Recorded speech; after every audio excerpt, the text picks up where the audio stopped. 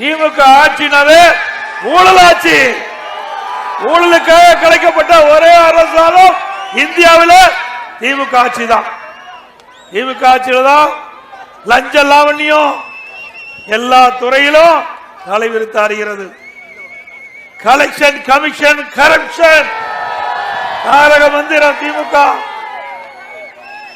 ஸ்டாலின் தினந்தோறும் ஊடகத்தில் வருவாரு, பத்திரிகையில் வருவாரு, புதுசா ஒரு திட்டத்தை அறிவிப்பார்.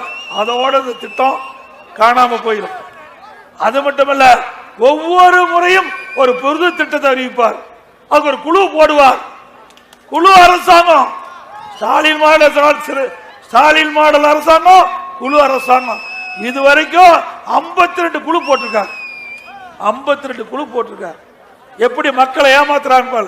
போட்டோ ஷூட் போட்டு அப்படியே தொலைக்காட்சிக்கு வந்து போஸ் கொடுப்பாங்க.